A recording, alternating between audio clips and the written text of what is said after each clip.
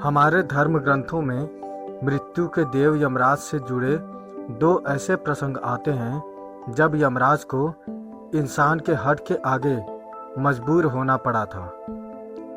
पहला प्रसंग सावित्री से संबंधित है, जहां यमराज को सावित्री के हट पर मजबूर होकर उसके पति सत्यवान को पुनः जीवित करना पड़ा।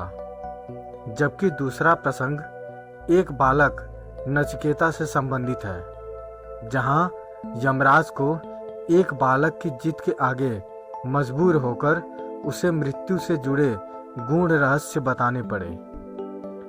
आज हम जानेंगे यमराज और नचिकेता से जुड़े प्रसंग और उनके बीच हुए संवाद को।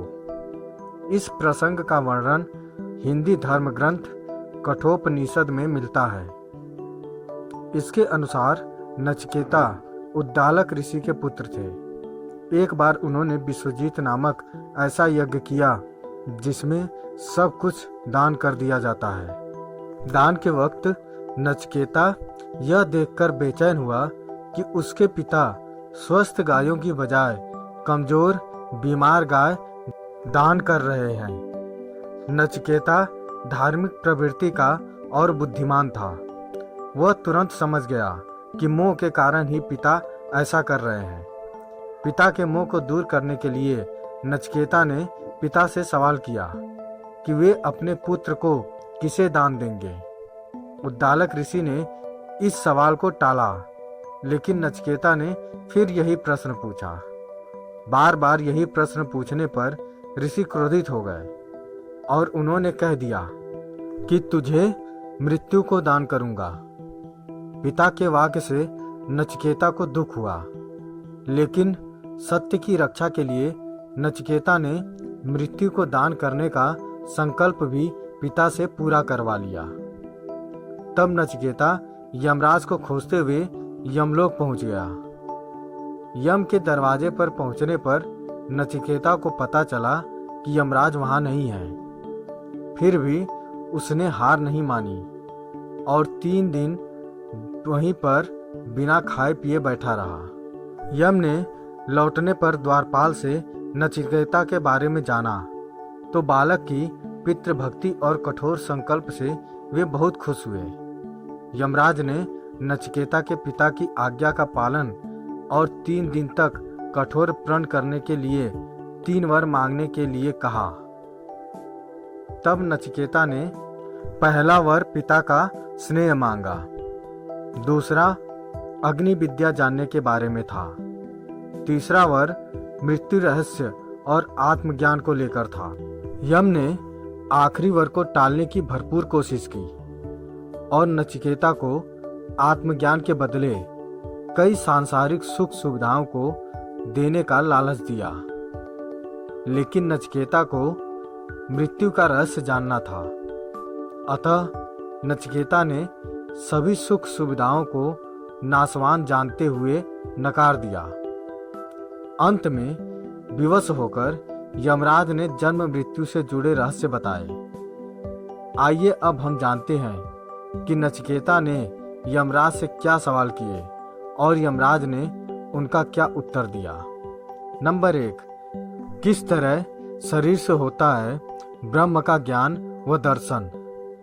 मनुष्य शरीर 2 आंख, 2 कान, 2 नाक के छिद्र, 1 मुंह, ब्रह्मरंध्र, नाभि, गुदा और शिश्न के रूप में 11 दरवाजों वाले नगर की तरह है, जो ब्रह्मा की नगरी ही है।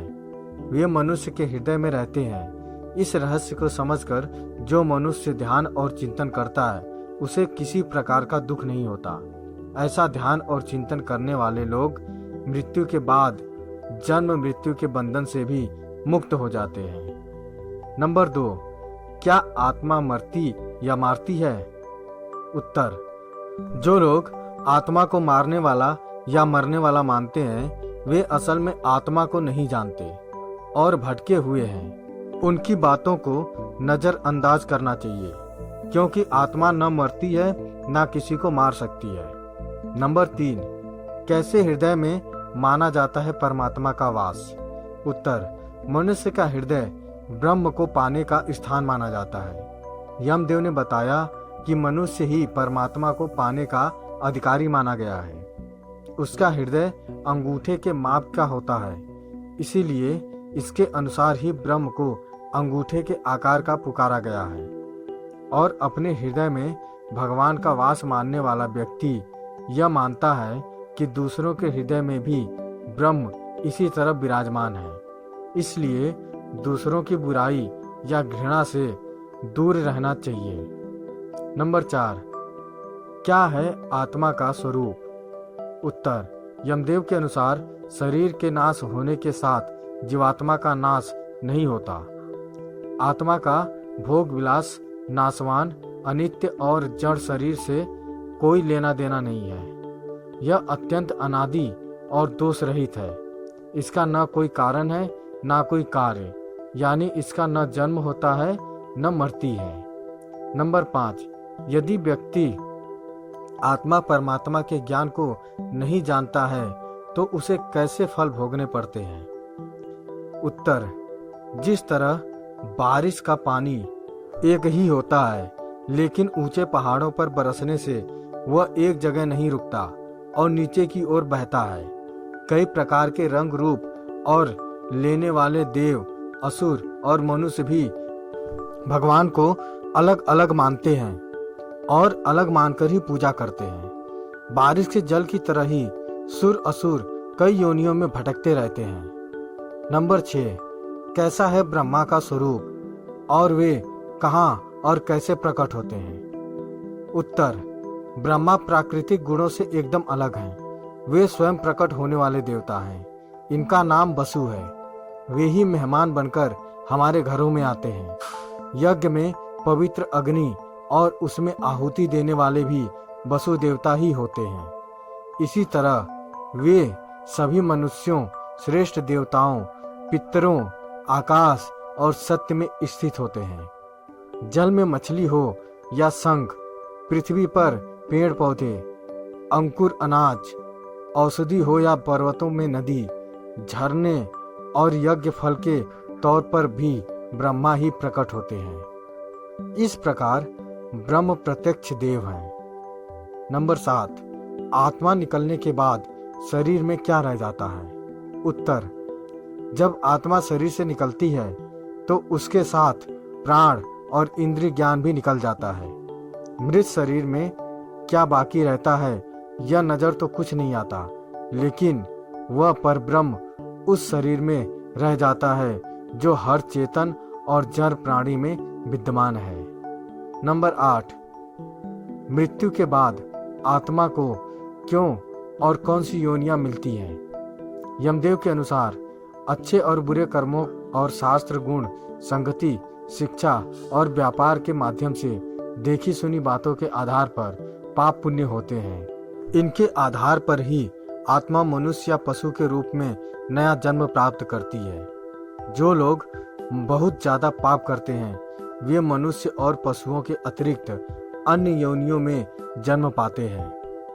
अन्य योनियां जैसे पेड़ पौधे, पहाड़, तिनके आदि। नंबर 9, क्या है आत्मज्ञान और परमात्मा का स्वरूप? उत्तर, मृत्यु से जुड़े रहस्यों को जानने की शुरुआत बालक नचिकेता ने यमदेव से धर्म अधर्म से संबंध रहित कार्य कारण रूप, प्रकृति, भूत, भविष्य और वर्तमान से परे परमात्मा तत्व के बारे में जिज्ञासा कर की। यमदेव ने नचिकेता को ओम को प्रतीक रूप में पर ब्रह्म का स्वरूप बताया।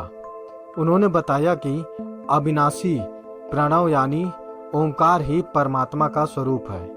ओंकार ही परमात्मा को पाने के सभी आश्रयों में सबसे सर्वश्रेष्ठ और अंतिम माध्यम है। सारे वेद, कई तरह के छंदों व मंत्रों में यही रहस्य बताए गए हैं। जगत में परमात्मा के इस नाम व स्वरूप की शरण लेना ही सबसे बेहतर उपाय है। दोस्तों, यमराज और नचिकेता के बीच हुए संवाद की यह कहानी आपको कैसी लगी हमें कमेंट करके जरूर बताएं। अगर अच्छी लगी तो शेयर करें, सब्सक्राइब करें और लाइक करें। धन्यवाद।